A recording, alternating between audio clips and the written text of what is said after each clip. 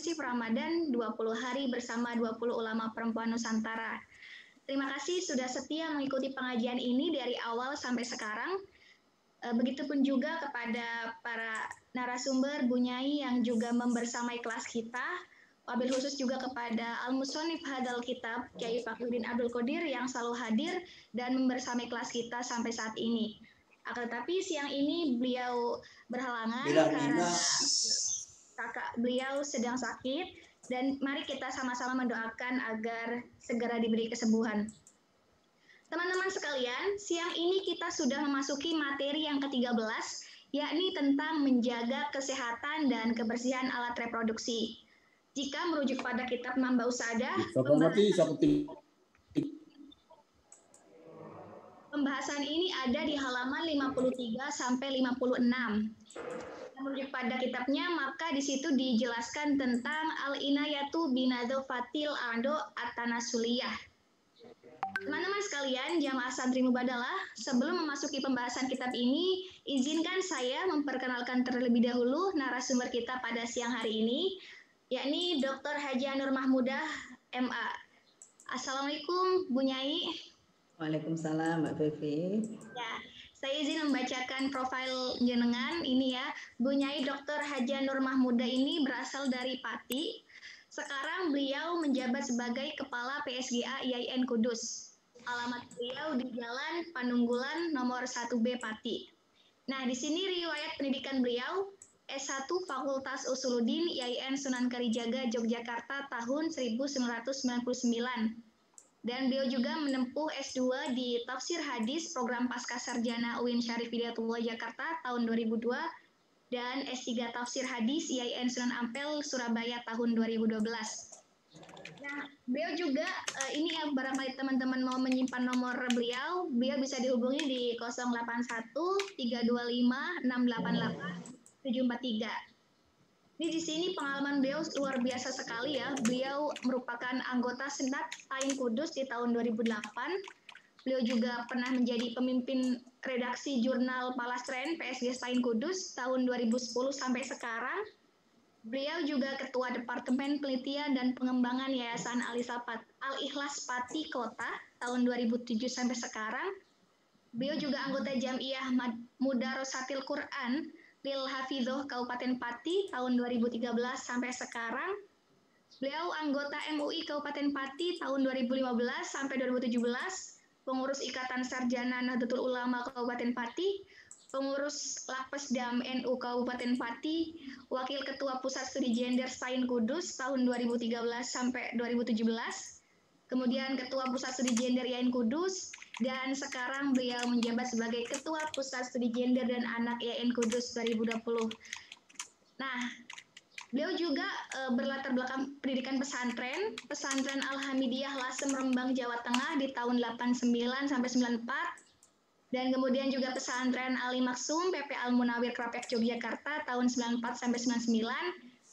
Pesantren Darussunnah Pisangan Jakarta tahun 2000 sampai 2002, dan sekarang menjadi pengajar di pesantren Al-Ikhlas Pati Kota tahun 2000 sampai sekarang ya.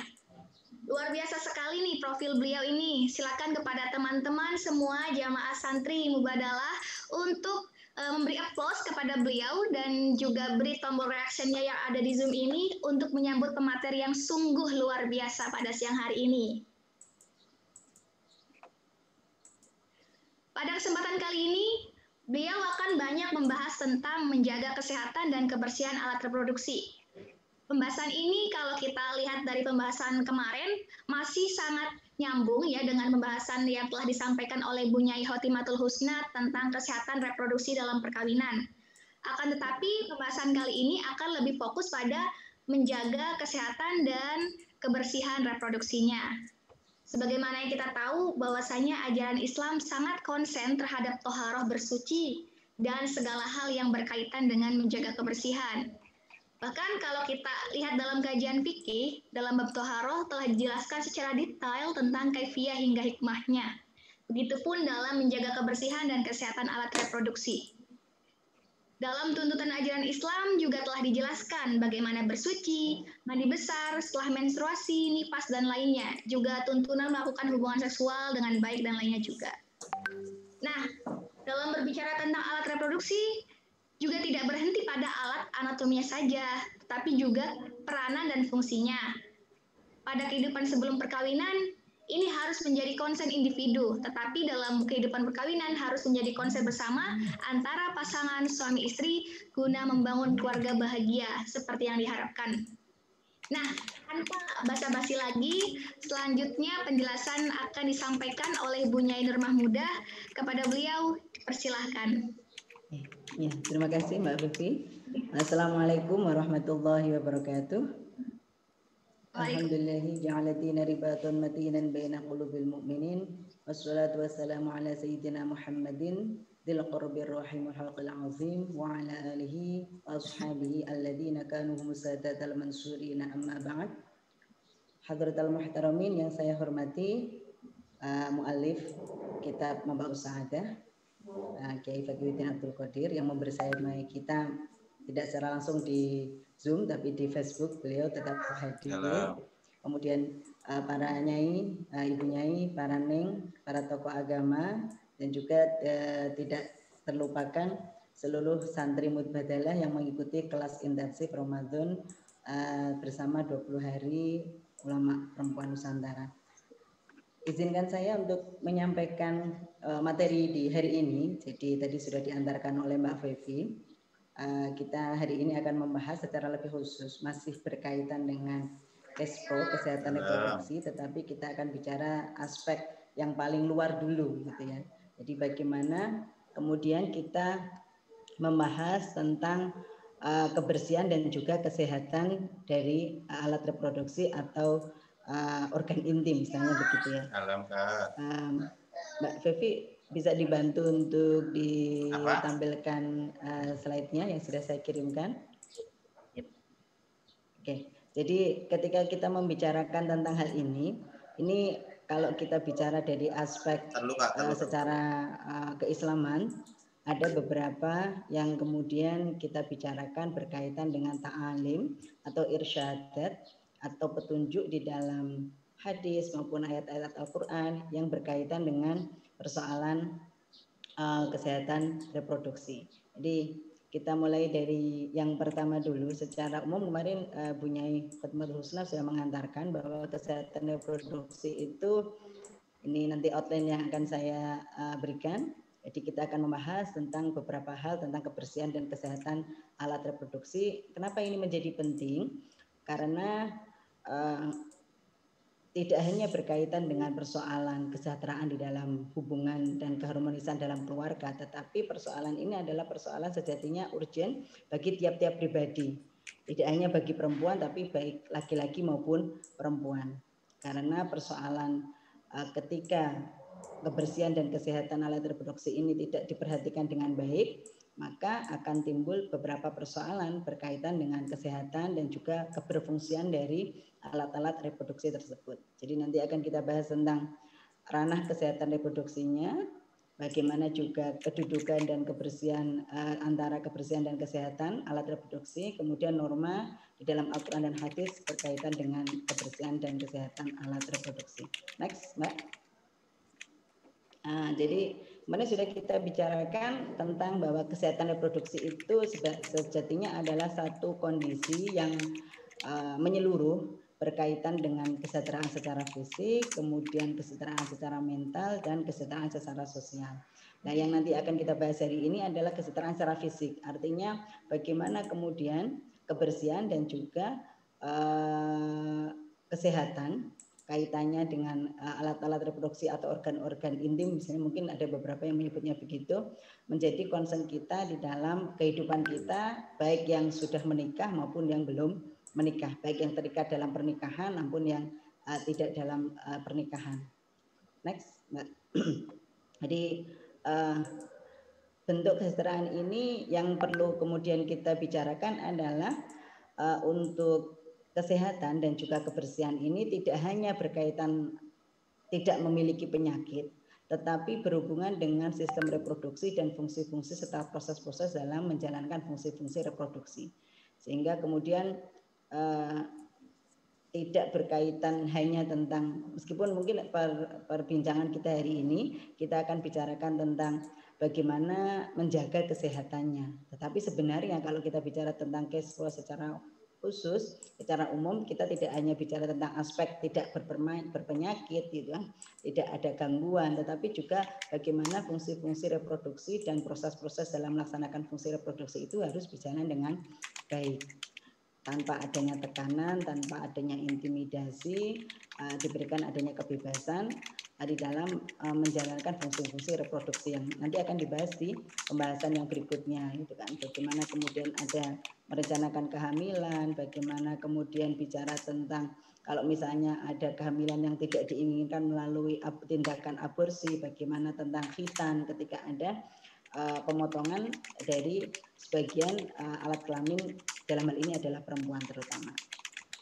Lanjut, ketika kita bicarakan tentang persoalan reproduksi atau persoalan tentang kesehatan dan kebersihan reproduksi, para santri mubadalah bisa menyimak. Kita mulai dulu dari halaman 53. Jadi al-inayah binadhafatil a'dha at-tanasuliyah. Jadi bagaimana kemudian Islam memberikan kita titik fokus dan poin yang kaitannya penekanan tentang bagaimana kita harus memperhatikan alat-alat atau organ reproduksi.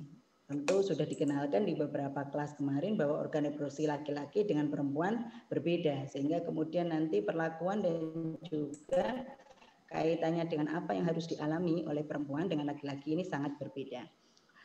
Salah satu yang kemudian beberapa ta'alim, wa min ta'alimil Mustafa sallallahu alaihi wasallam al-i'tina'u bi taharatil a'dha at-tanasuliyah. Jadi bagaimana kemudian ada ajaran dari Nabi Muhammad sallallahu alaihi wasallam, tentu di dalam hadisnya, bagaimana kemudian kita menjaga organ-organ reproduksi itu dari najis. Hingga prinsip utama nanti izalatun najasat. Jadi bagaimana kemudian kita menghilangkan najis dari organ-organ reproduksi. Kemudian wanadhafatuha, dan kemudian membersihkan organ-organ reproduksi minal qadharat wal ausakh, dari berbagai macam kotoran, istinaba minal amrad wal ilal, supaya kita tetap sehat, terhindar dari gangguan kesehatan, terhindar dari penyakit yang berkaitan dengan organ-organ reproduksi. Sebagaimana kita ketahui, penyakit yang berkaitan dengan organ-organ reproduksi ini kan cukup banyak ya juga. Misalnya yang perempuan, kita itu nanti di belakang juga ada sih disebut, misalnya kaitannya dengan kebersihan, ada yang kita sebut dengan keputihan yang diderita oleh sebagian perempuan. Nah, kalau itu disebabkan oleh adanya jamur, adanya infeksi dan lain-lain, itu tentu berkaitan dengan persoalan bagaimana menjaga kesehatan dan bagaimana menjaga kebersihan alat-alat reproduksi. Kemudian beberapa hal ini nanti akan terlihat secara jelas. Waktu hadhihi ta'alim bil inditop al-jinsi, bagaimana kemudian melakukan hubungan antara laki-laki dengan perempuan, hubungan senggama maksudnya, wal istinja, dan kemudian berkaitan dengan istinja, wal ghusli ba'dal mubadha'ah, bagaimana kemudian harus mandi setelah melakukan senggama, wa taharatul mahid, kemudian ketika seseorang itu selesai mendapatkan menstruasi, wal ghuslu minal haidhi wan nifasi, dan juga mandi setelah haid dan nifas. Wa tasyyi'ul khitan lirijal, dan juga berkaitan dengan pensyariatan khitan bagi laki-laki. Wa tahrimil mubadha'ah athna al-haid, bagaimana kemudian juga ada larangan untuk bersenggama ketika perempuan dalam kondisi haid. Wa tahrimi ayyi ittisalin jinsiyyin kharijal itar azziwaji. Jadi bagaimana kemudian Islam juga mengatur stop atau tidak ada jalan atau tidak memberikan ruang kepada selain lembaga perkawinan di dalam melakukan ittisal al-jinsi, bagaimana melakukan hubungan biologis harus selalu dalam hubungan perkawinan. Ini yang pertama. Ada slide Mbak Fevi yang bisa ditambahkan, mungkin teman-teman bisa nanti lebih membantu berikutnya. Bisa digeser. Benar ya. Oke, jadi pemeliharaan dan kesehatan organ reproduksi ini tadi sudah saya sebutkan ada banyak hal kaitannya dengan yang ngeri ya kalau kemudian ada penyakit menular seksual ya. Artinya kadang-kadang orang yang baik, artinya seorang istri karena hubungan relasi gender yang tidak setara antara laki-laki dan perempuan bisa juga berakibat kepada ketidaksehatan reproduksinya kaitannya dengan menjadi misalnya terinfeksi HIV atau menjadi orang dengan HIV AIDS dan kondisi-kondisi reproduksi yang lain. Sebenarnya ini perawatan juga kaitannya dengan mulai dari menstruasi, bagaimana kemudian apa yang harus kita lakukan ketika perempuan itu dalam kondisi menstruasi, kemudian juga ketika dia sudah dalam kondisi perkawinan misalnya, bagaimana sebelum melahirkan, ketika melahirkan dan setelah melahirkan, bagaimana ketika menyusui kaitannya dengan kesehatan dan kebersihan organ-organ reproduksi. Lanjut Mbak Fevi ke berikutnya. Yang akan kita bahas adalah tentang nabda'u bit-thohar. Jadi langkah semuanya kalau mungkin saya simpulkan bahwa ajaran Islam tentang kebersihan dan kesehatan reproduksi adalah langkah preventif. Jadi semuanya berupa upaya-upaya pencegahan dari penyakit melalui pemeliharaan dan kebersihan organ reproduksi. Sebenarnya tidak hanya perempuan ya, tetapi mungkin baik laki-laki maupun perempuan. Tetapi karena organ reproduksi perempuan itu lebih rumit begitu ya kan, berbeda dengan laki-laki dan juga gangguan yang ada dalam organ reproduksi perempuan itu secara umum lebih banyak, maka perhatian yang lebih intens juga perlu untuk diberikan kepada perempuan kaitannya dengan bagaimana menjaga dan juga memelihara kebersihan dan kesehatan reproduksi. Yang pertama, lanjut Mbak Fevi ke toharoh, nabda bit toharoh. Jadi yang pertama kita akan bicarakan tentang toharoh, ajaran tentang bersuci. Jadi nabda bit toharoh minal baul, kamithalil li ta'rif bi ahmiyatis sihhah fi ma yata'allaqu bil aqd at-tanasuliyah. Jadi yang pertama ketika orang membicarakan Islam berbicara tentang toharoh, tentang bersuci, itu sejatinya itu sedang menunjukkan tentang bagaimana Islam juga memberikan titik pentingnya kebersihan dan juga kesehatan dari aqd at-tanasuliyah, organ reproduksi. Kalau di sini disebutkan sebenarnya di Quran juga ada ya. Kalau kita idza qumtum ila sholati faghsilu wujuhakum wa aydiyakum ilal marafiq wamsahu bi ru'usikum arjulakum ilal ka'bayn. Kemudian wa in kuntum junuban fatahharu wa in kuntum maradu ala safarin aw jaa ahadum minal ghaiti aw lamastumun nisa. Itu juga di situ sebenarnya ayatnya ada yang berkaitan dengan bagaimana prinsip tentang bersuci yang kita bahas juga hari ini. Kita mulai dari riwayat dari Ibnu Abbas. An Ibnu Abbas radhiyallahu anhu. Ibnu Abbas ini salah satu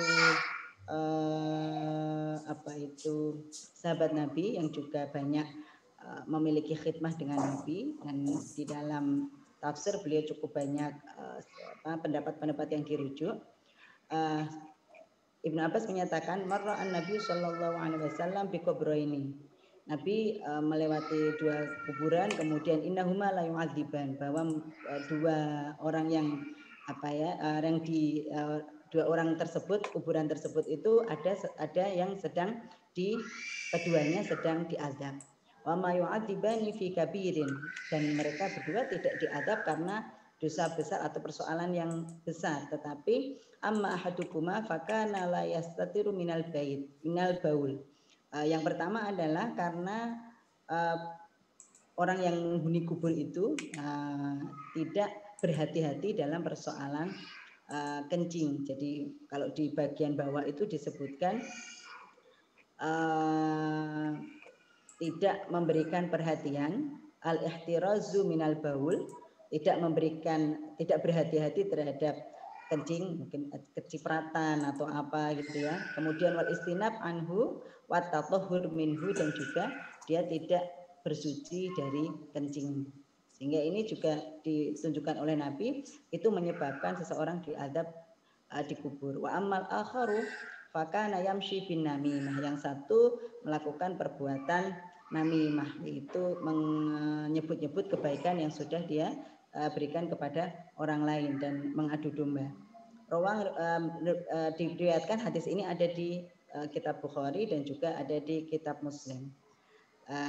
Ini starting point kita bahwa Nabi memberikan perhatian sangat terhadap bagaimana orang harus bersuci setelah mensucikan, dalam hal ini membersihkan organ reproduksinya setelah dia melakukan kencing misalnya. Kemudian yang kedua, wa binisbati ila qadiyati nadhafatil adwi atanasuli al-ihtirazil madhkur fil hadis an ghusili sabilaini bil ma'i ba'da tabawul wa taghawwud.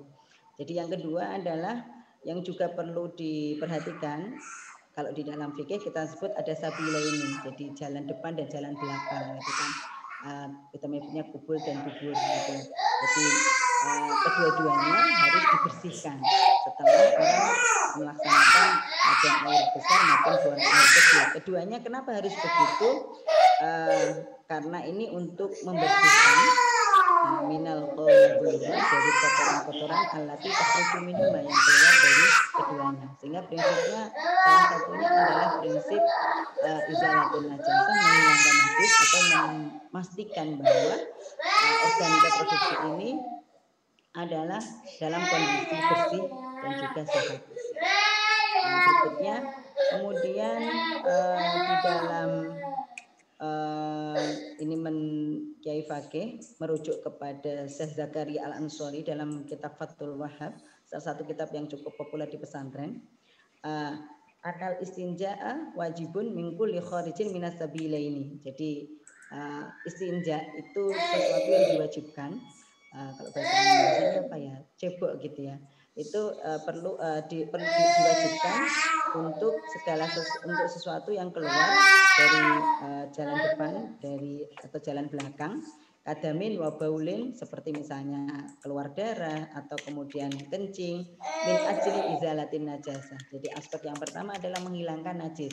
Dan menghilangkan najis itu kalau dalam bahasa kita secara umum ya menjaga kebersihan alat reproduksi, sehingga karena najis itu mengandung kotoran yang harus dikeluarkan oleh tubuh kita. Kalau kita bicara tentang najasah, kemudian najis ini supaya tidak lagi mengakibatkan adanya, tentu kotoran-kotoran yang keluar dari tubuh kita itu berakibat kepada, kalau dibiarkan bisa berakibat adanya penyakit, sehingga dengan demikian perlu untuk dihilangkan. Izalatun najasah sebagai langkah preventif di dalam kita untuk menjaga dan juga memastikan kebersihan dan kesehatan alat reproduksi. Kemudian ketika istinja, wa yakunu al istinja fil asli bil ma'i. Jadi kalau kita istinja, kita semuanya sudah mafhum bahwa prinsip pertama yang digunakan dalam istinja itu bil ma'i, dengan menggunakan air.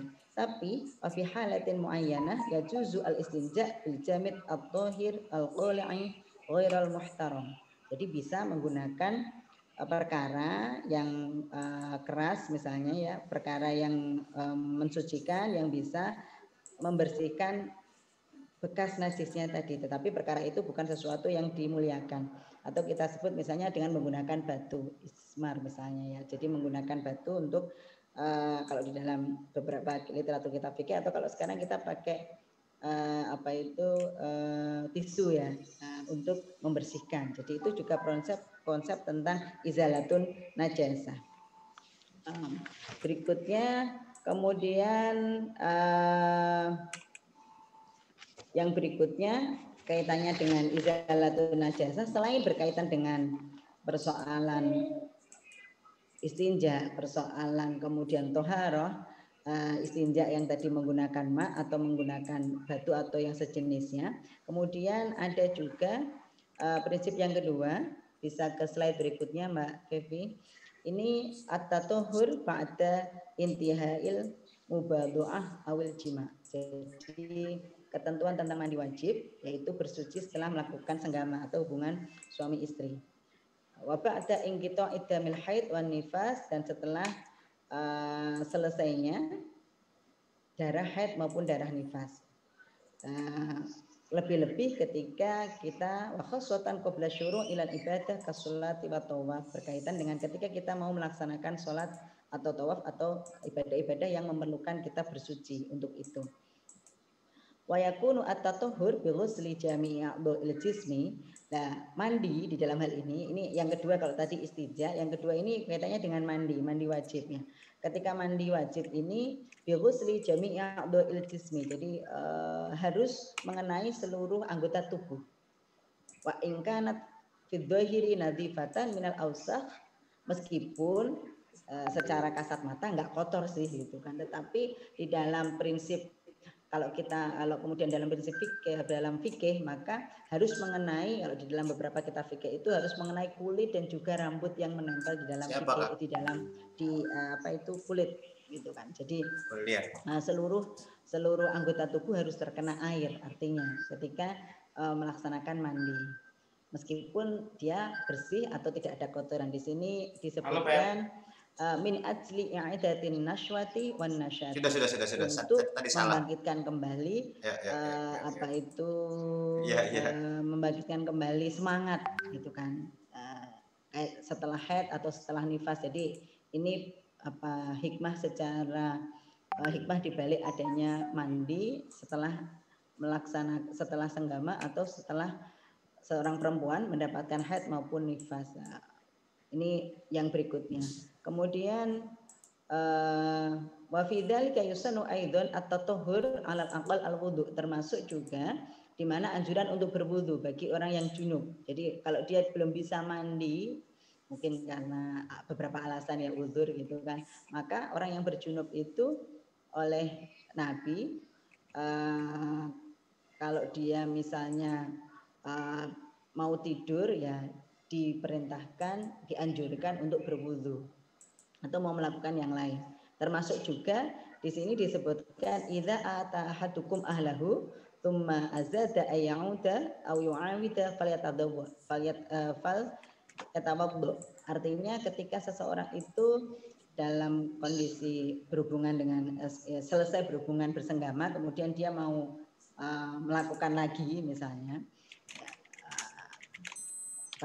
itu kemudian dia diminta untuk berwudu. Ini di dalam hadis yang diriwayatkan oleh Muslim di dalam sahihnya.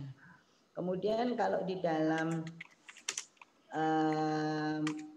berikutnya itu kaitannya dengan tadi sudah saya sebutkan, kalau seseorang itu dalam kondisi junub atau kondisi junub ya setelah janabat, ya, kemudian dia belum bisa untuk melakukan mandi, maka kemudian dia perlu untuk tawadhu, jadi berwudu, waghsil dzakaroka tsumma. Di situ disebutkan oleh Nabi petunjuknya untuk berwudu, kemudian membersihkan organ reproduksi, ya, dalam hal ini kemudian baru tidur. Kemudian yang kaitannya dengan bagaimana kemudian menjamin dan menjaga kebersihan dari seseorang yang setelah melakukan senggama. Misalnya di belakang nanti ada teks hadisnya bahwa Nabi itu memberikan petunjuk agak rinci kepada para perempuan Ansor. Jadi ketika mereka bertanya bagaimana cara untuk membersihkan diri bersuci setelah mereka mengalami menstruasi. Nanti ada sampai Nabi itu bertanya, sampai Nabi menyebutkan untuk menaruh kapas ke tempat keluarnya darah gitu kan. Ini nanti sampai Nabi memberikan petunjuk seperti itu, bagi saya itu bisa menjadi bagian dari apa yang kita pikirkan dengan penekanan dari Islam, dalam hal ini Nabi Muhammad SAW, di dalam memberikan petunjuk kepada para umatnya kaitannya dengan bagaimana menjaga kebersihan dan juga menjaga kesehatan at-tanasuliyah. Jadi bagaimana menjaga kesehatan organ-organ reproduksi. Kemudian yang berikutnya, lanjut Mbak, ini kan untuk mandi wajib bisa untuk laki-laki maupun perempuan. Nah, ada juga yang kemudian berkaitan dengan pengalaman perempuan dalam menjaga kesehatan organ reproduksi. Jadi misalnya disebutkan di sini wa yajibu at-tatahhur bin nisbatil mar'ah ba'da intiha idamil haid wan nifas. Jadi setelah selesainya perempuan itu mendapatkan menstruasi atau setelah selesai melahirkan, selesai darah melahirkan atau nifas, maka perempuan juga diwajibkan untuk bersuci, dalam hal ini mandi wajib. Kalau kemudian berkaitan dengan haid, nanti ada sendiri ya sesi ya tentang haid kaitannya dengan hukum-hukumnya, tetapi di sini tekanan kita di dalam ayat, di dalam surah Al-Baqarah, wa yas'alunaka 'anil mahid, dan para sahabat ini mereka bertanya tentang haid. Ini ada beberapa, kalau kita pilih asbabun nuzulnya sih ada beberapa versi. Ada yang mengatakan para sahabat itu mereka bertanya kepada Rasulullah. Jadi ayat-ayat yang menggunakan yas'alunaka itu kan menunjukkan ayat-ayat ini pasti memiliki asbabun nuzul. Para sahabat itu bertanya kepada Rasulullah berkaitan dengan bagaimana memperlakukan perempuan yang haid. Jadi, bagaimana perlakuan yang tepat dalam Islam kaitannya dengan perempuan yang haid. Kenapa mereka bertanya begitu? Karena dalam pengalaman orang-orang Yahudi dan orang-orang Nasrani dan orang-orang masa jahiliyah yang ada di sekitar Arab pada waktu itu, ketika seorang perempuan itu dalam kondisi haid, maka dia itu dikucilkan, ditempatkan di tempat yang tersendiri, kemudian makan, minum tidak boleh bercampur dengan yang lainnya, karena dia dalam kondisi menstruasi, karena dianggap dia membawa sesuatu yang bisa membahayakan kepada orang lain. Nah, kemudian hal ini ditanyakan kepada Nabi, maka Nabi menjawab melalui wahyu, qul huwa adan, itu hanya kotoran saja, fa'tazilun nisa fil mahid, maka perempuan harus dijauhi, maksudnya tidak boleh bersenggama di tempat keluarnya darah, gitu kan. Wala taqrabuhunna hatta yatahur, dan jangan mendekati pada perempuan-perempuan yang haid sehingga mereka itu semuanya sudah selesai masa, sudah selesai darahnya, sudah selesai dan juga sudah bersuci. Hatta yatahurna, ini ada yang memaknai yatahurna itu ingkito idam, selesainya selesainya darah keluar. Ada yang memaknai hatta yatahurna setelah dia mandi, tapi yang pendapat yang lebih kuat adalah setelah dia selesai mandi. Artinya meskipun kalau yang menstruasi itu sudah selesai, artinya darahnya sudah tidak keluar lagi, tetapi dia belum mandi ya, belum boleh melakukan hubungan, belum boleh bersenggama. Fa idza tatahharna fa'tuhunna min haitsu amarakumullah. Jadi di situ ada ketika perempuan yang haid, yang selesai haid itu sudah bersuci, maka boleh melakukan hubungan dengan suaminya. Jadi itu kaitannya dengan bahwa pengalaman reproduksi perempuan yang berbeda dengan laki-laki kaitannya dengan menstruasi menjadi perhatian khusus dari Al-Quran, sebagaimana tadi juga diperhatikan di dalam hadis Nabi ketika para perempuan Ansor ini bertanya kepada Nabi kaitannya dengan cara mensucikan darah haid. Yang tadi saya ceritakan ini ada di sini. Dan wattatuhur yakunu bitandhifil adwi at-tanasuli.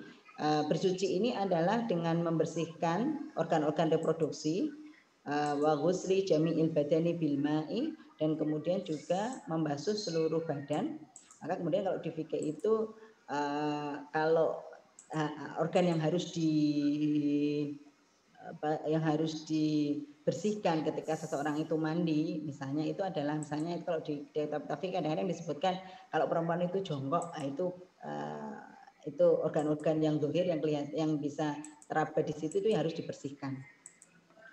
Tentu ini berbeda dengan laki-laki ya, lebih kompleks untuk perempuan. Kalau laki-laki habis janabat mungkin ya, habis janabat dia tidak, karena organnya berbeda dengan organ perempuan, maka dia tidak memerlukan kerumitan atau tingkat kesulitan yang tinggi sebagaimana perempuan.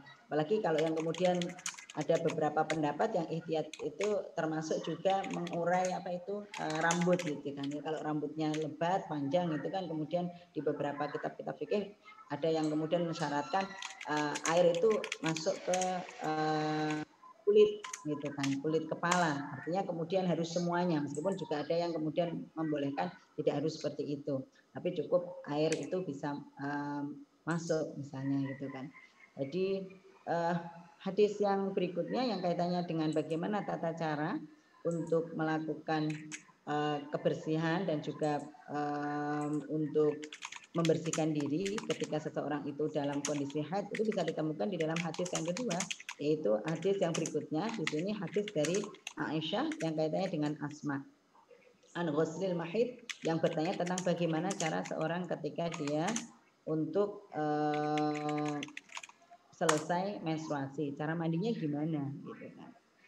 Maka ditanyakan takhud ihdakunna ma'aha wasidrotaha fatadhuru fatuhsinu at-tahur. Jadi mengambil air, kemudian juga wangi-wangian, kemudian juga memberikan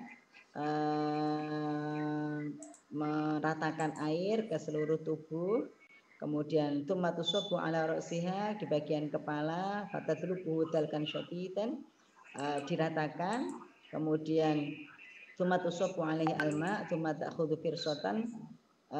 Yang ini yang tadi saya ceritakan, dia bisa mengambil ini untuk memastikan saja, kalau saya melihat ini untuk memastikan bahwa dia memang sudah selesai menstruasinya. Biasanya untuk lihat ada apakah masih ada darah atau tidak. Biasanya kita ngecek pakai kapas itu untuk melihat masih ada enggak di tempat keluarnya darah itu. Kalau sudah bersih berarti kan sudah bersih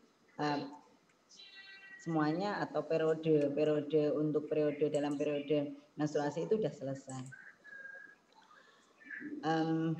Kemudian ini hadis yang berikutnya ini bicara tentang haid, tetapi saya ingin bicarakan bahwa di dalam organ reproduksi perempuan ini juga kita perlu ada kesadaran gender dalam masyarakat yang sifatnya yang kita masih patriarkal. Artinya begini, kalau perempuan itu dalam kondisi menstruasi, dia kan perlu untuk membersihkan diri, waktunya lebih banyak ya, lebih panjang daripada dalam kondisi ketika dia tidak menstruasi atau mungkin dia nifas. Nah, kebutuhan sarana prasarana lebih-lebih di tempat-tempat umum, misalnya seperti kami di kampus itu, kadang-kadang masih belum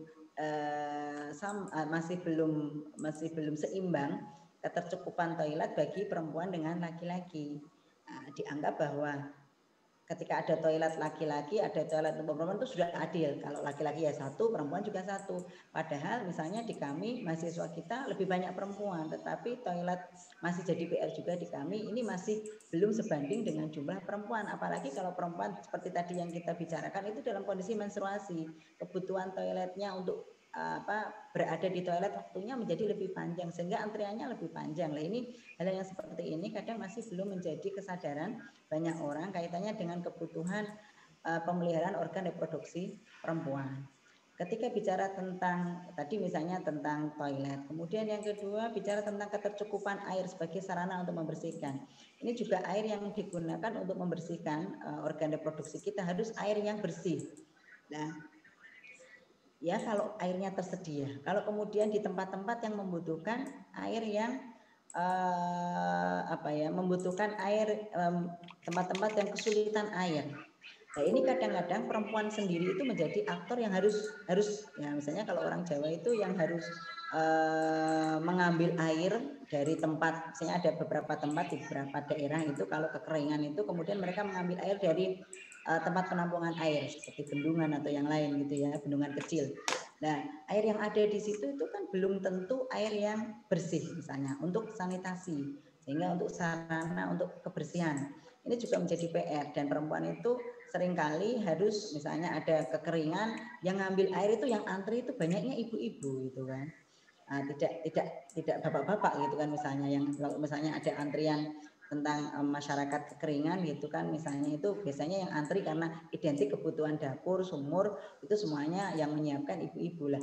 Seringkali perasaan perempuan itu juga kalau airnya terbatas, maka saya cukup mengkhawatirkan jangan-jangan kalau kebetulan di tempat kami alhamdulillah tidak pernah kekurangan air, tapi di tempat-tempat yang kemudian airnya terbatas, apakah perempuan itu kadang-kadang kita sebagai perempuan itu kan punya perasaan mendahulukan kebutuhan orang lain daripada kebutuhan kita sendiri gitu kan. Misalnya makan itu kan, kemudian gizi untuk ibu dengan gizi untuk keluarga, anak dan suami, itu kadang-kadang ibu itu sisa-sisa aja gitu kan. Yang kemudian menjadi penting didahulukan adalah anak dan yang lain-lain, sehingga ibu menjadi paling ujung, paling akhir.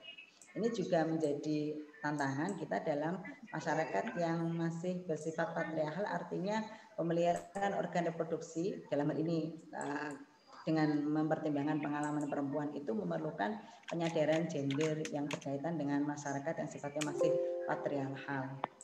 Kemudian budaya sehat masyarakat, misalnya sebenarnya kalau menstruasi secara medis ya, kemudian kan harus sering-sering mengganti pembalut misalnya. Itu kan ada cost-nya juga ya, misalnya bagi masyarakat tertentu kadang-kadang mungkin orang yang bolak-balik ke kamar mandi mengganti pembalut dan seterusnya itu belum tentu dianggap sebagai perempuan yang dianggap mungkin kalau bahasa Jawanya resian ya, terlalu bersih gitu kan. Jadi dia perilakunya kadang-kadang dianggap dalam tanda kutip berlebihan gitu, padahal itu butuh dilakukan ketika seseorang itu harus memberikan budaya sehat kepada dirinya dan juga masyarakat sekitar.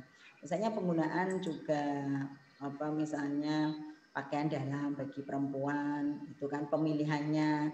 Ini kan kadang-kadang juga mungkin kos yang dibelanjakan untuk itu belum diperhatikan. Artinya mungkin seorang bapak misalnya memberikan nafkah kepada istri dan anak-anaknya misalnya, di dalam belanja keluarga itu kadang-kadang belum menjadi perhatian khusus bahwa kebersihan dan juga kesehatan organ reproduksi dalam hal ini baik laki-laki maupun perempuan harus diperhatikan. Ada kos khusus yang kaitannya dengan pemenuhan media-media yang harus digunakan oleh baik laki-laki maupun perempuan. Jadi bagaimana kemudian memilih pakaian-pakaian dalam yang kemudian harus menggunakan bahan-bahan yang ramah gitu kan, bahan-bahan yang tidak bahan-bahan yang kemudian bisa memberikan kita bisa menjaga kesehatan secara umum. Kemudian yang berikutnya kita bicarakan juga ini di dalam kitab ini kebetulan Kiai Fakih sudah menyebutkan di sini memang ada perbedaan perlakuan yang perlu diwujudkan oleh laki-laki dan perempuan. Jadi kaitannya dengan di sini fa'adbul unsa aktsaru tafattuhan wa ashalu ta'arudun lil amrad. Karena organ reproduksi perempuan itu lebih terbuka daripada laki-laki, maka kemungkinan untuk terpapar ada kotoran, ada kemudian penyakit itu lebih gampang daripada laki-laki. Jadi misalnya kalau penggunaan pakaian dalam yang tidak pas, kemudian juga setelah cebok itu misalnya tidak menggunakan tidak dibersihkan atau tidak dikeringkan, itu kan kemudian karena organ perempuan itu lebih terbuka, maka kemungkinan untuk mendapatkan gangguan kesehatan misalnya keputihan itu lebih tinggi daripada laki-laki misalnya. Nah itu juga hal yang kemudian perlu diperhatikan dalam aspek tentang bagaimana kemudian pemeliharaan terhadap kesehatan dan juga kebersihan organ reproduksi. Kemudian walati idalam tundof yumkin ayyusibuha atnitnu wa tasfiru anha rawaihun karihatun ghairu mustahabbah. Jadi ini juga yang lebih banyak lebih rentan itu perempuan gitu kan. Jadi menimbulkan bau yang tidak enak yang kemudian muncul dari organ reproduksi ketika tidak menjaga higienitas dari alat reproduksi tersebut. Ini fanadhofatu hadzal adwi yu'addu muhimman jiddan wa syartan asasiyan li sihhatil unsa at-tabi'iyyah wa li hayatiyah al-jinsiyah. Dengan demikian bagaimana pengalaman perempuan dalam menjaga kesehatan organ dan reproduksi ini menjadi penting karena menjadi prasyarat di dalam membangun kesehatan dirinya secara umum sebagai satu pribadi, sebagai satu person, dan juga kemudian kehidupan dalam kehidupan berkeluarga. Wa yustahsanu an tangdifuhu yaumiyan bil ma'i wassabun, di mana kemudian perlu untuk dibersihkan setiap hari dengan air dan juga dengan sabun atau alat atau kemudian yang lainnya. Wa khosatan ba'da tabawul, lebih-lebih setelah setelah kencing. Kemudian wabah ada wujudi ayyi ifrozatin muhbilatin. Jadi kaitannya dengan ketika kalau kita sebut itu di dalam fikih itu ada ifrozat, itu ya tadi yang sudah kita bicarakan berkaitan dengan keputihan. Jadi kalau setelah selesai keputihan, kemudian misalnya apa yang harus dikerjakan oleh perempuan, termasuk ini kalau perempuan mungkin yang terlewat di sini adalah istihadah ya. Mungkin Kiai Fakih belum menjelaskan di sini tentang istihadah. Jadi kalau perempuan itu dalam kondisi istihadah, maka dia juga kalau kondisi istihadah adalah darah yang keluar di luar hari-hari haid, tidak memenuhi syarat-syarat haid, maka dia juga perlu untuk membersihkan organ reproduksinya lebih sering gitu kan. Karena kalau di dalam kitab-kitab fikih disebutkan ketika seorang itu istihadah atau mustahadah, maka dia tetap wajib, karena dia kondisinya gampangnya itu adalah darah dalam kondisi sakit atau darah yang tidak biasa, maka dia perlu untuk melakukan kaitannya dengan melakukan persoalan apa ya, membersihkan diri, kemudian juga dia perlu untuk menjaga kebersihan organ reproduksinya dengan cara-cara misalnya harus ketika dia mau sholat dia harus membersihkan semuanya, kemudian juga memberikan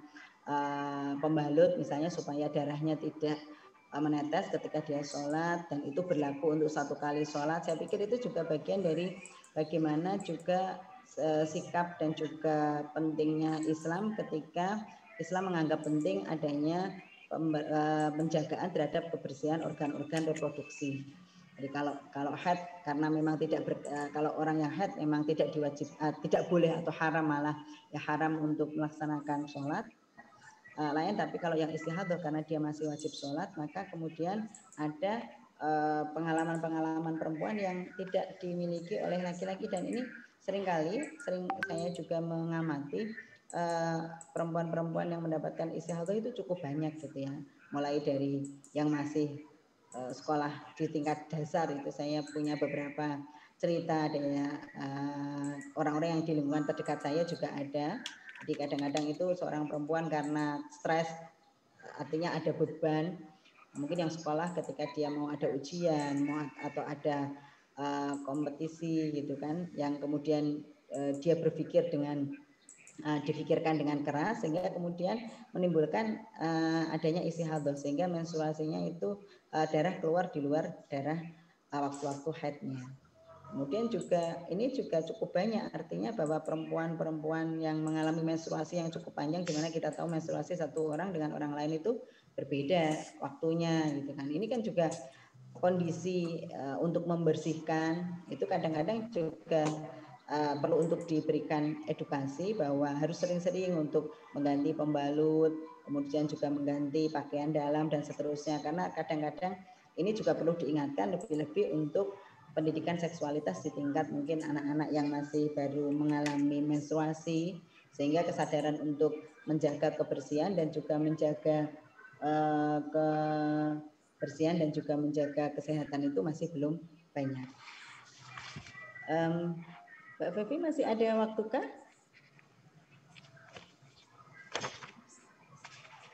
Saya lanjut dulu kalau begitu, kalau masih ada waktu. Kita bicarakan tentang bagian yang terakhir, yaitu tentang kesehatan alat reproduksi yang dihubungkan dengan bagian-bagian tentang lembaga pernikahan. Jadi waktu dharu aidon al-ainayah bi sihhatil a'dha at-tanassuliyah fil Islam fi a'la suwariha fi tahrimihi az-zina. Jadi salah satu hal yang kemudian menunjukkan bahwa Islam itu memberikan perhatian yang sangat terhadap kesehatan dan juga kebersihan organ reproduksi itu terlihat bagaimana Islam itu mengharamkan yang disebut sebagai perzinahan. Perilaku seksual di luar pernikahan itu dilarang.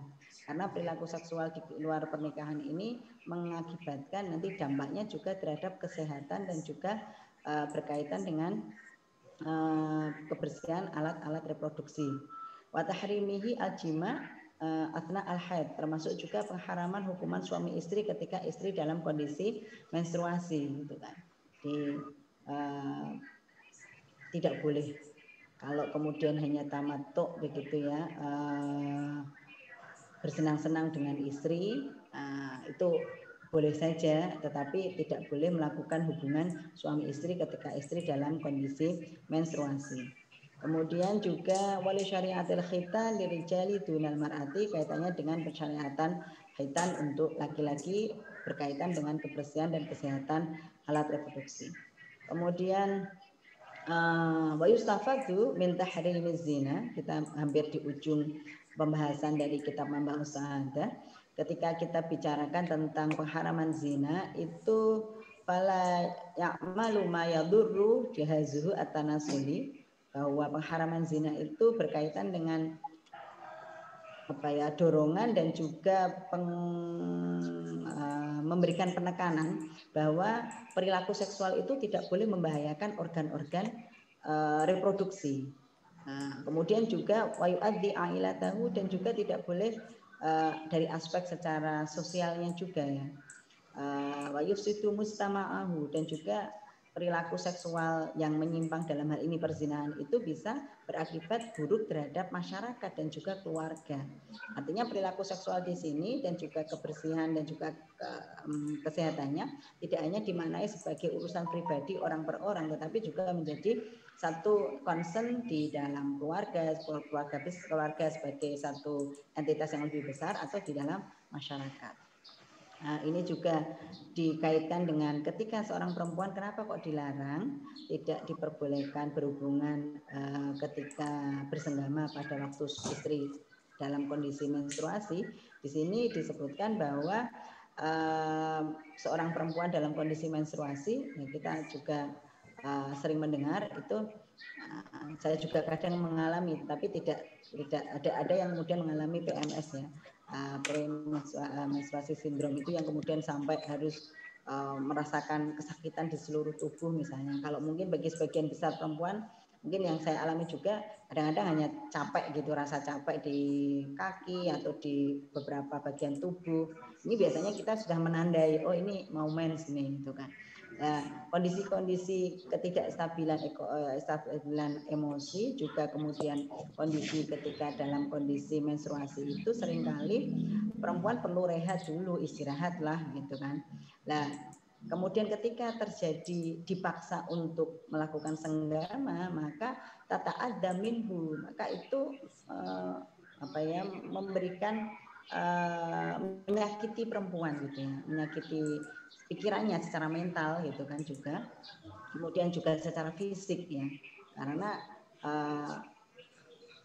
orang dalam kondisi menstruasi ya meskipun menstruasinya mungkin masih awal, belum banyak mengeluarkan darah, apalagi yang sedang dalam kondisi mengeluarkan darah, itu juga nanti bisa berbahaya kepada kedua belah pihak, baik istri maupun suami, karena bisa terjadi ada infeksi darah yang bercampur dengan yang lainnya gitu kan.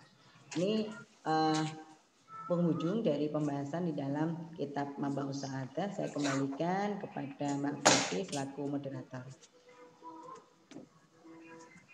Terima kasih Bu Nyai yang telah menyampaikan materinya ini. Luar biasa dan sistematis. Selanjutnya sebelum kita tanya jawab, saya serahkan kepada Bang Dul untuk memutar sholawat terlebih dahulu.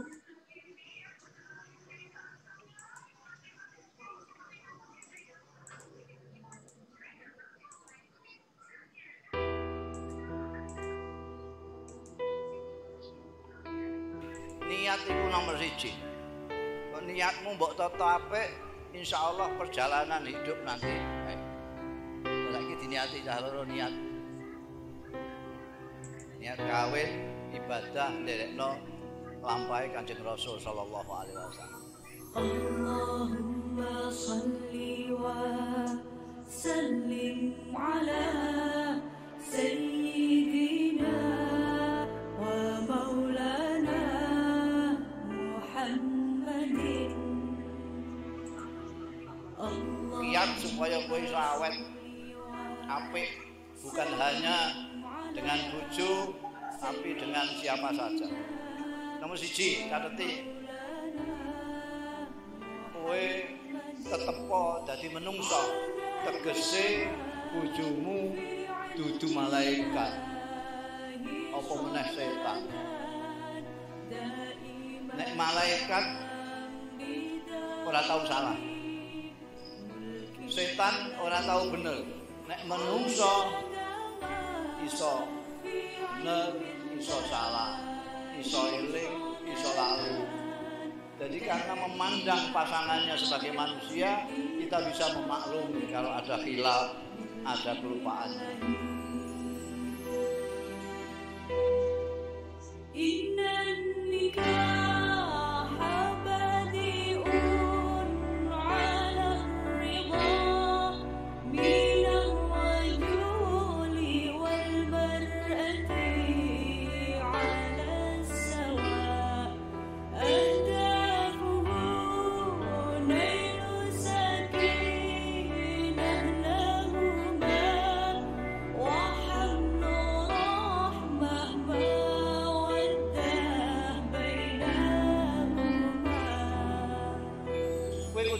Dalilmu mek dalile pakira dhewe-dhewe.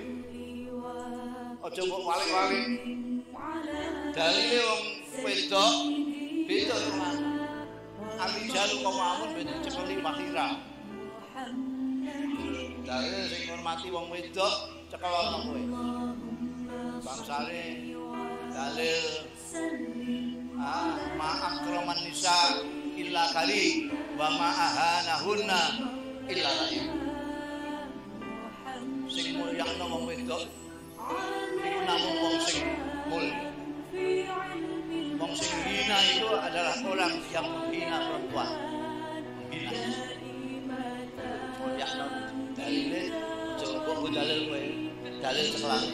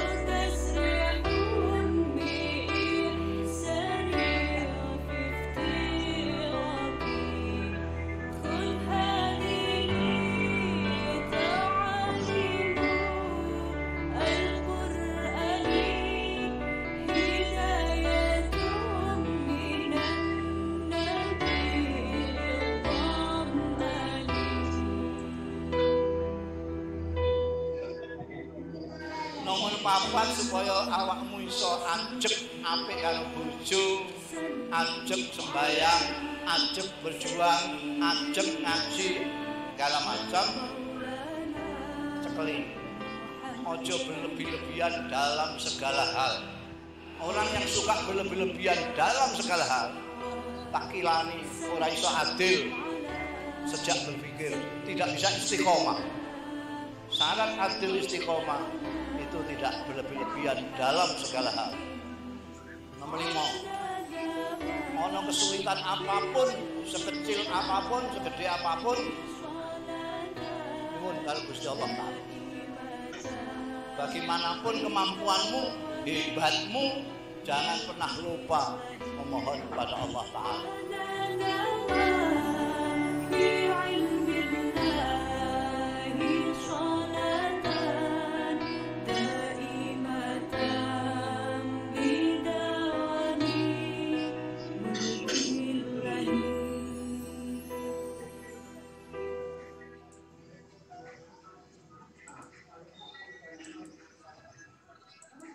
Ya baik, selanjutnya silakan kepada santriwan jamaah Mubadalah yang ingin bertanya langsung bisa raise hand atau bisa juga memberi pertanyaan di kolom chat. Ini ada salah satu pertanyaan Bu Nyai, izin bertanya, tapi ini di private ini, di ini ya, direct message. Bu Nyai izin bertanya, bagaimana cara mengingatkan laki-laki yang gemar buang air kecil di sembarang tempat? Apa sebaiknya dilakukan ketika di jalan bertemu dengan laki-laki yang sedang buang air kecil di pinggir jalan tersebut? Bahkan sepertinya dipamer-pamerkan. Apakah sebaiknya kita menghindar, pura-pura tidak melihat, lalu pergi atau justru menegur langsung? Sekian Bu Nyai. Oke, terima kasih Mbak Fevi. Iya, jadi kadang-kadang perilaku orang ada di sekitar kita itu macam-macam juga ya. Jadi mestinya ketika seseorang itu melaksanakan qadil hajat ya, baik tabawul maupun yang kedua buang air besar misalnya juga dalam kondisi dia tidak dinampakkan orang lain gitu kan. Ini malah dinampakkan orang lain. Tentu tidak semestinya hal itu terjadi. Kalau kemudian kita bertemu, kita mungkin kita lihat dulu lokasi atau di sekitarnya. Takutnya kalau kemudian kita menegur, malah menjadikan sesuatu yang sifatnya kontraproduktif terhadap kita atau membahayakan diri kita. Tapi mungkin bisa juga diberikan penyadaran kalau memang itu berasal dari masyarakat yang ada di sekitar situ, mungkin karena ketidaktahuan atau mungkin yang lain. Tapi saya pikir sebenarnya kalau sekarang ya persoalannya bukan tidak tahu ya, tapi mungkin ini adalah kebiasaan yang tidak pada semestinya. Gitu kan. Kadang-kadang ada yang buang air secara sembarangan di tempat tanpa kemudian terlindungi, sehingga kemudian auratnya ini kan juga menjadi bisa terlihat oleh orang lain. Jadi bisa dilihat apakah memungkinkan. Kalau memang memungkinkan untuk ditegur, silakan ditegur. Tapi kalau tidak memungkinkan, artinya kita tidak mengenali langsung dan juga kemungkinan untuk adanya madharat terhadap diri kita jika datang teguran langsung, mungkin dihindari saja. Kemudian kita tidak melewati tempat yang ada orang tersebut. Jadi seperti itu Mbak Fevi. Ya. Yang lain barangkali ada yang ingin bertanya secara langsung atau bisa juga dituliskan pertanyaannya. Ini karena belum ada Bu Nyai, ini saya juga mau ngajukin pertanyaan. Ini ada ternyata, ini dulu. Assalamualaikum Bu Nyai, saya Lalatul Zuria dari IAIN Tulungagung. Mohon izin bertanya Bu Nyai, Al-Quran menganjurkan waktu penyusuan anak selama 2 tahun. Apabila orang tua menghendaki penyusuan yang lengkap, bagaimanakah menurut perspektifnya Bu Nyai? Apakah sebenarnya anjuran untuk menyusui anak hingga lengkap 2 tahun ini terkait dengan jarak minimal kehamilan berikutnya? Oke, ya, terima kasih Mbak Laila. Salam dari Kudus Mbak Laila. Alhamdulillah kenal dengan penanya Mbak Laila. Terima kasih pertanyaannya. Jadi di dalam Quran memang wal walidatu yurdi'na auladahunna haulaini kamilaini liman arada ayyutimma radha'ah. Ayatnya begitu. Memang kemudian hendaknya disusukan selama 2 tahun. Penyusuan waktu yang 2 tahun ini itu kalau di ayat Al-Quran itu kan tadi liman arada ayyutimma radha'ah. Bagi orang yang ingin menyusui secara lengkap. Kalau dilihat tadi pertanyaannya Mbak Laila, apakah ini terkait dengan masa jarak minimal kehamilan berikutnya, gitu kan? Ini kalau zaman orang-orang terdahulu di sekitar saya juga kadang-kadang itu saya juga punya adik jaraknya 2 tahun gitu.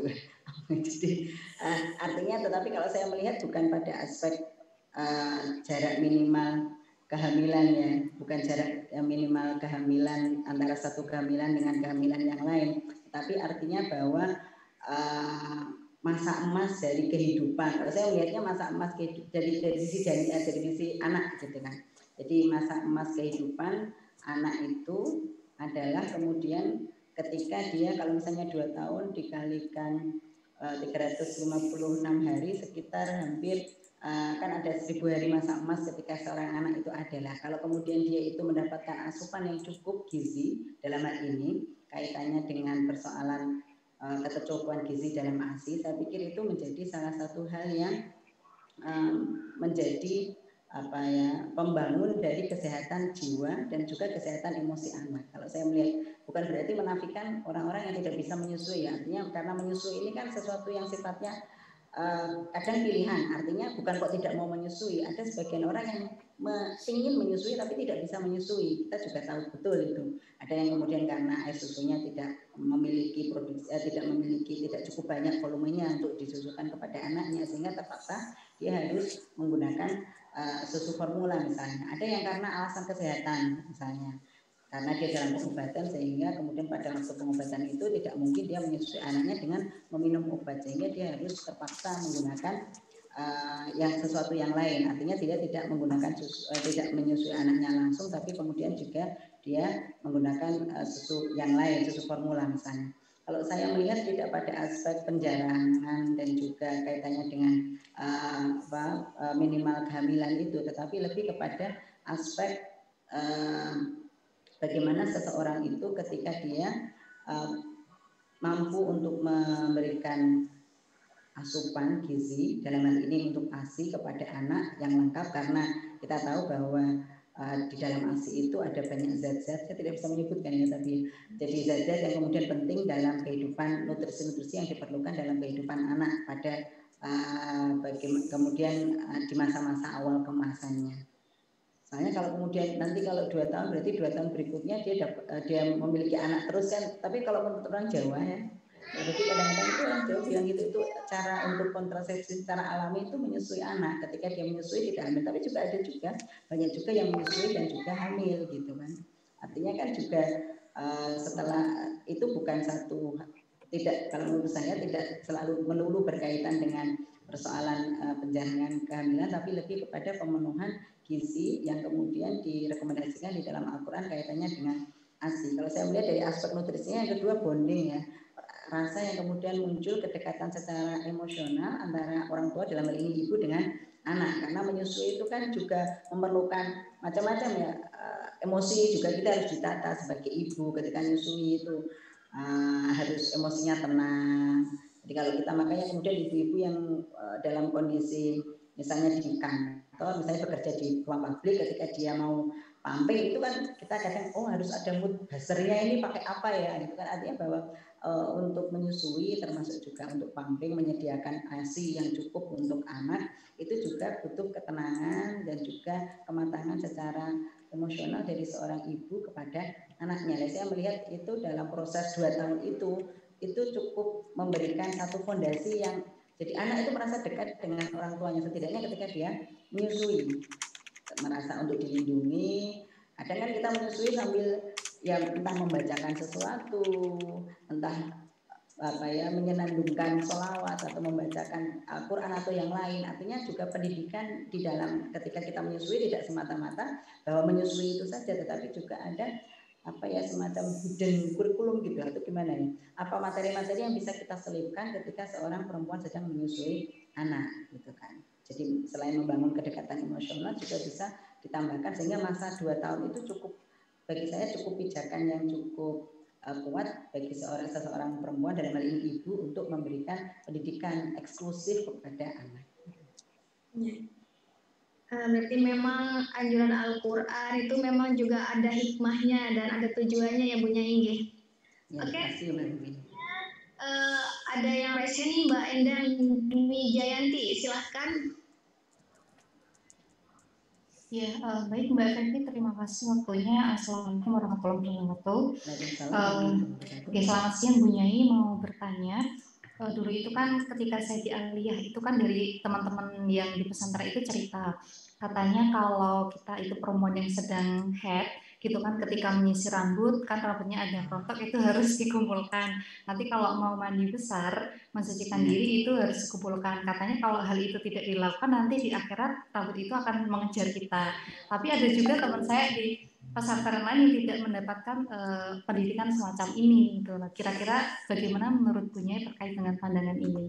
Mungkin itu saja Bu Nyai, terima kasih. Oke. Langsung Mbak Fevi. langsung saja ini. Oke, ya. Terima kasih Mbak Indah. Ya, itu pengalaman. Alhamdulillah juga saya mengalami waktu di pesantren itu. Kalau kemudian kita nggak berani apa-apa, nyisir, nggak berani potong kuku, nggak berani gitu kan. Jadi apa ya? Ketika orang dalam kondisi menstruasi, saya lupa itu ada. Saya pernah membaca apakah itu hadis atau apa di dalam kitab. Tapi kalau mohon maaf saya lupa. Ada di mananya? Bahwa memang yang kemudian muncul di pesantren itu adalah kekhawatiran jika anggota-anggota tubuh yang kan kita menstruasi, artinya itu kita dalam kondisi tidak suci gitu kan. Nah kemudian ketika kemudian dalam kondisi tidak suci itu berarti segala hal yang berkaitan dengan diri kita itu nanti perlu disucikan di akhir. Itu dulu yang saya pahami begitu ketika di pesantren.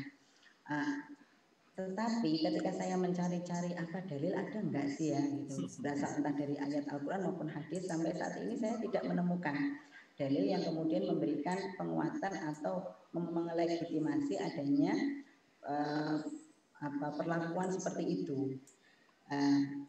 Kalau yang kemudian ada di dalam fikih itu adalah ketika kita mandi setelah kita udan, setelah darah itu sudah selesai, sudah tidak keluar lagi, maka yang menempel pada diri kita ini harus kemudian tadi kan mandi harus seluruh anggota badan. Artinya itu ya rambut yang nempel di kita, bukan yang kemarin rontok itu ketika kita nyisir gitu kan.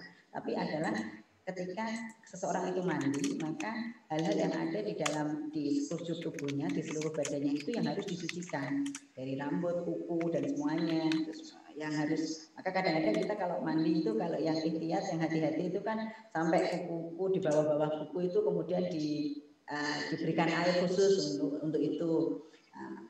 Kalau yang saya pahami begitu Mbak Inang, jadi tidak ada dalil sampai sejauh ini sepanjang atau sependek yang saya baca itu tidak ada dalil yang kemudian memberikan petunjuk kaitannya dengan kewajiban itu.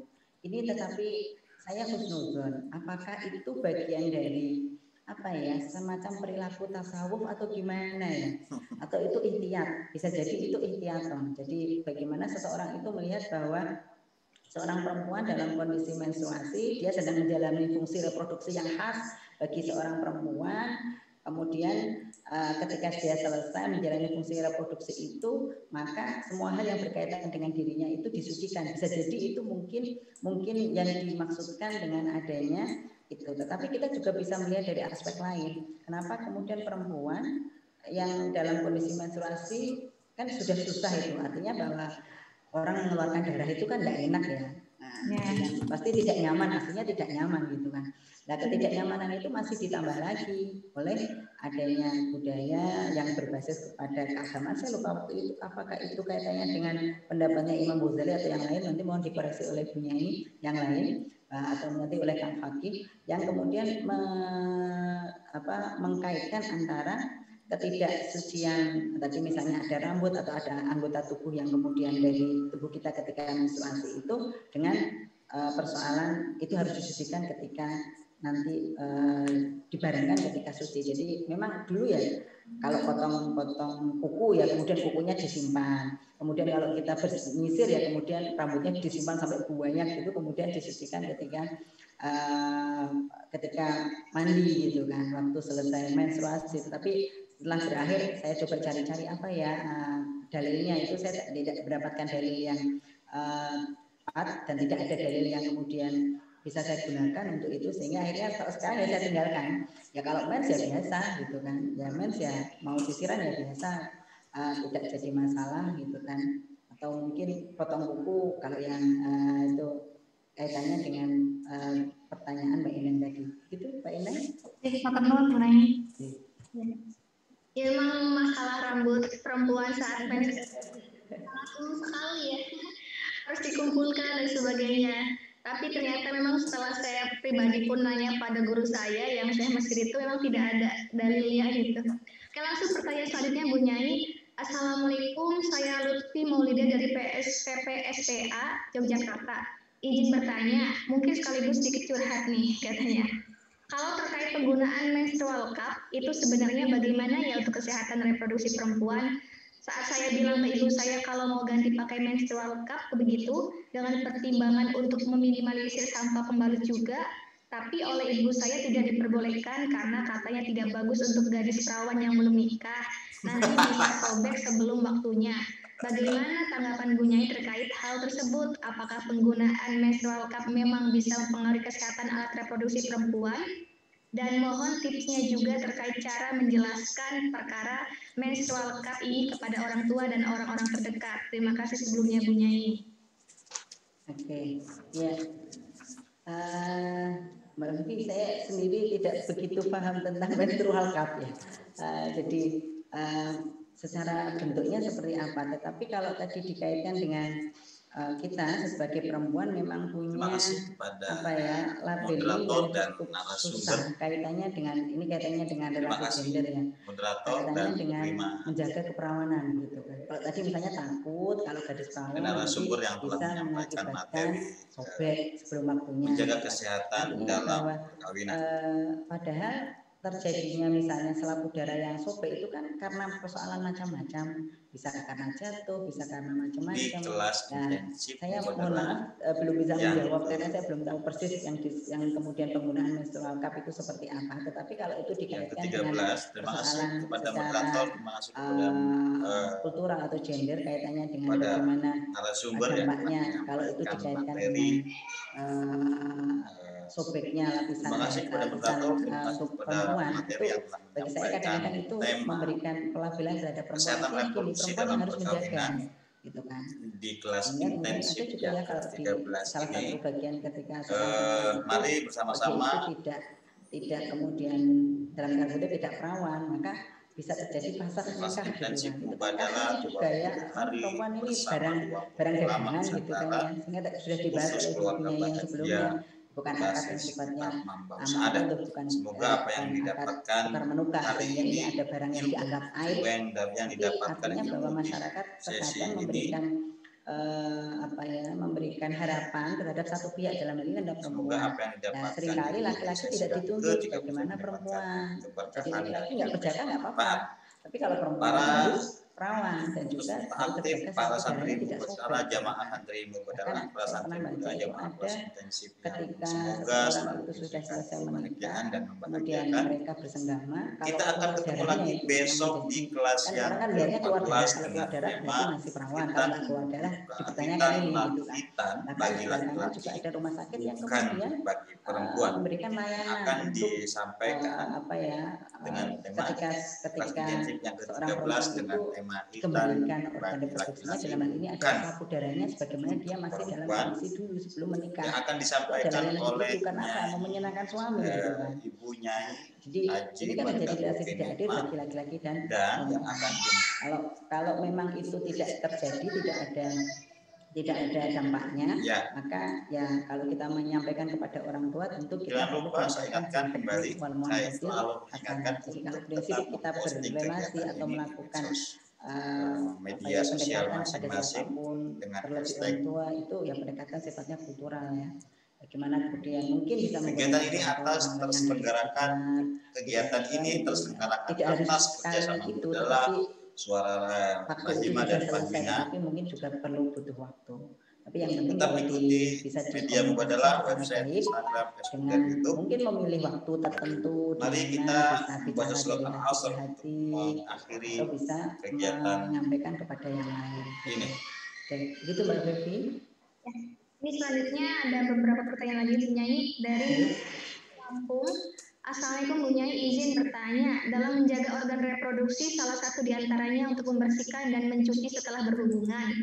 Kemudian apakah ketika setelah berhubungan salah satunya saja yang mencuci atau bahkan keduanya tidak mencuci dan kembali berhubungan, bagaimana Bu Nyai untuk terima kasih.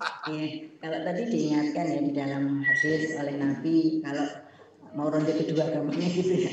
Kalau mau selanjutnya mau mengulangi lagi, maka ya perlu untuk yang ambil jeda lah tadi kan. Ya mengambil jeda itu kan kemudian tadi kalau dikatakan pakai itu memberikan nasihat gitu kan.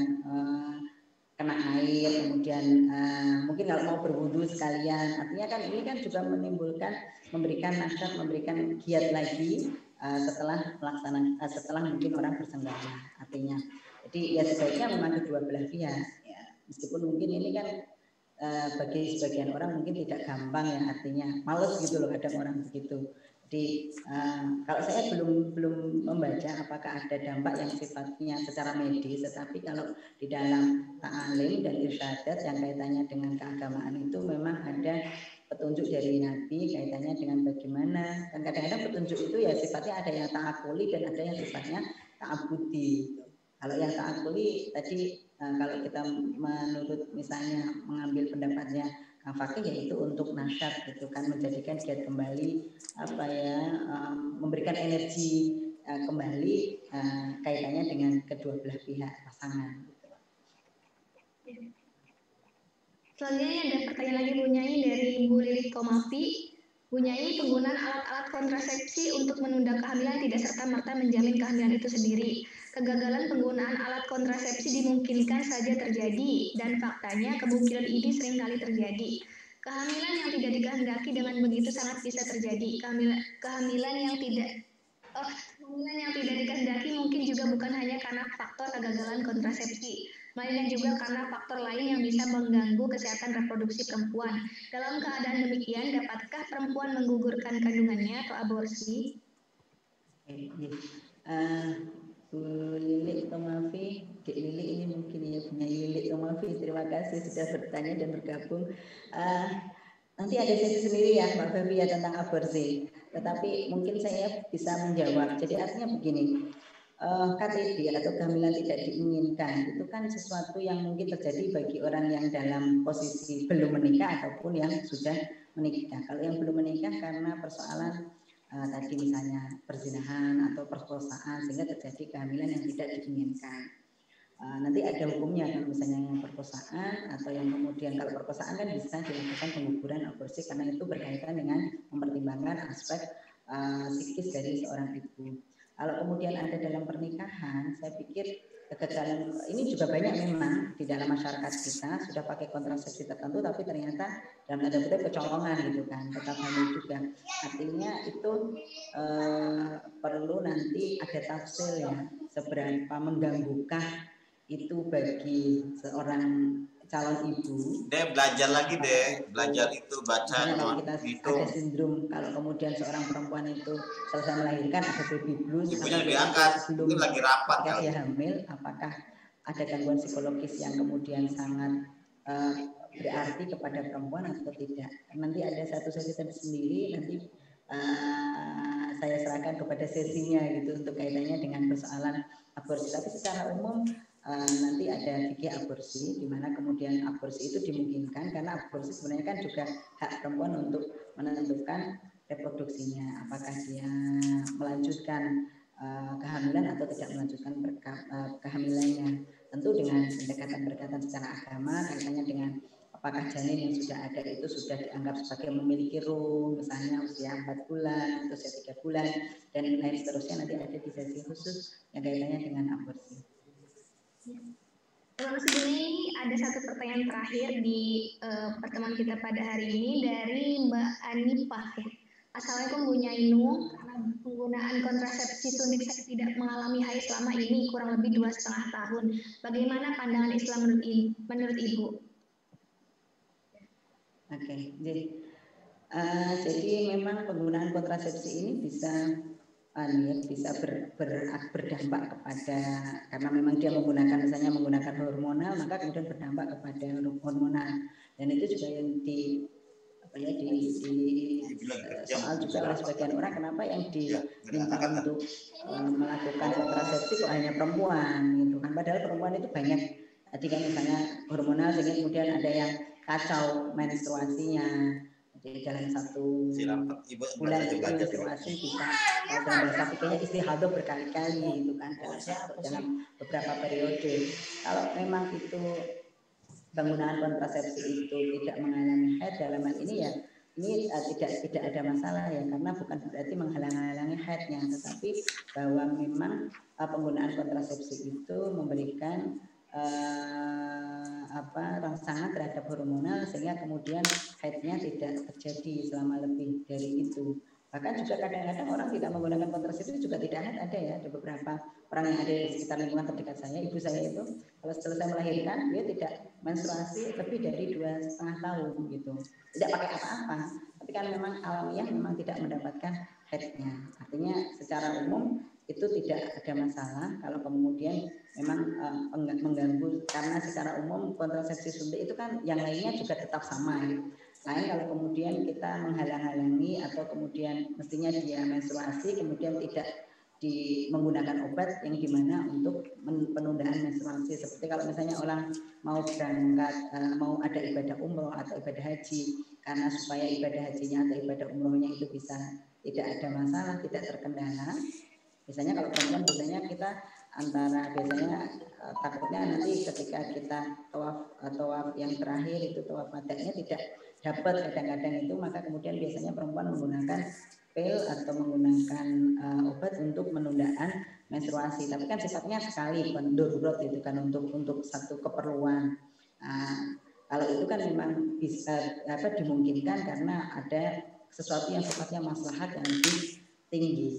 Artinya kalau kemudian itu untuk kemaslahatan yang lebih tinggi, saya pikir kaitannya dengan penggunaan kontrasepsi yang berakibat kemudian tidak mengalami haid tidak menjadi masalah, karena bagi orang lain juga itu tidak bagi orang lain itu tetap juga mendapatkan menstruasi bagi yang lainnya. Artinya bukan satu-satunya yang kemudian ada pada diri dia. Oke, Mbak Fevi, begitu Mbak Fevi. Ya, terima kasih Bu Nyai. Tak terasa ini kita sudah di jam 3 pas. Jam 3:01 sudah 1,5 jam Bu Nyai Nur Mahmuda telah bersama kita memberi materi tentang menjaga kesehatan dan kebersihan reproduksi. Terima kasih Bu Nyai atas jawaban-jawabannya, atas materinya. Semoga bermanfaat untuk kita semuanya. Selanjutnya saya mohon maaf selaku moderator jika banyak salah, jika ada kesalahan yang baik disengaja maupun tidak. Selanjutnya saya serahkan kepada host Bang Dul. Saya tutup dulu ya. Lahiran. Wassalamualaikum warahmatullahi wabarakatuh. Waalaikumsalam warahmatullahi wabarakatuh. Terima kasih moderator, terima kasih Ibunya narasumber yang telah menyampaikan tema menjaga kesehatan dan kebersihan di kelas intensif Mubadalah 20 hari bersama 20 ulama perempuan Nusantara, khusus keluarga bahagia berbasis kitab Mambau Sa'adah. Semoga apa yang didapat pada hari ini di tema yang pertemuan kelas yang ke-13 ini mendapatkan keberkahan dan ilmu yang bermanfaat. Nah, terkait dengan pertanyaan tentang aborsi, nanti ada tema khusus di kelas intensif yang ke-19 yang akan disampaikan oleh Ibu Nyai Patona Kasuri Daud. Nah, ini menarik ini ya. Nah, para santri jamaah kelas intensif yang semoga selalu bahagia dan membahagiakan, kita akan ketemu lagi besok di jam yang sama dengan Ibu Nyai Hajah Farida Ulfinima dengan tema khitan bagi laki-laki bukan untuk perempuan. Nah, ini menarik nih ya. Saya ingatkan kembali, jangan lupa untuk memposting kegiatan ini di media sosial masing-masing dengan hashtag kelas intensif Mubadalah, hashtag Mubadalah, juga KUPI, hashtag 20 hari bersama 20 ulama, juga meng-tag media sosial mubadalah.id, Suara Rahimah, dan Fahmina Institute. Nah, kegiatan ini atas terselenggaranya kerjasama Mubadalah, Fahmina, dan Rahimah. Nah, tetap ikuti media Mubadalah di Facebook, IG, YouTube, dan website ya. Mari untuk mengakhiri kegiatan hari ini di kelas yang ke-13, mari kita membaca surat Al-Asr bersama-sama. Bismillahirrahmanirrahim.